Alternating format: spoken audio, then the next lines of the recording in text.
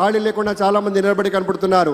ఇంకా దూరం నుంచి కొన్ని వందల మంది వేల సంఖ్యలో విచ్చేస్తున్నట్టుగా సమాచారం అందుతుంది. ఎందుకంటే ఇది కరిగే కళ కాదు, నిజం చేసుకునేటువంటి కళ. ఒక రగిలే జ్వాల, ఒక విసిరేసినటువంటి అమావాస్యని అవతలికి పారేసి విరబూసిన వెన్నెలని స్వాగతించాం. ఎవరిని స్వాగతించాం?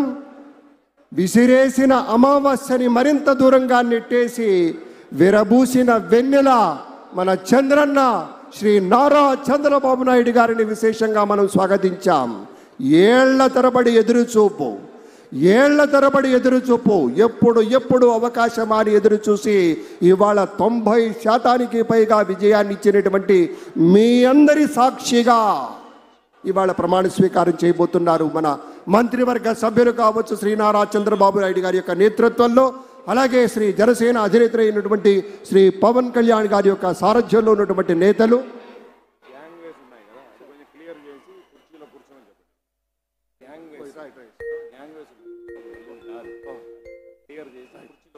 ఒక చిన్న మనవి, పోలీస్ శాఖకు మనం సహకరిస్తూ వెళ్ళాలి. మధ్యలో కొన్ని దారులుగా ఏర్పాటు చేశాం, కొన్ని సెగ్మెంట్గా ఏర్పాటు చేసి దారి విడిచిపెడితే ఆ దారిలో కూడా కొంతమంది అడ్డుగా నుంచున్నారట.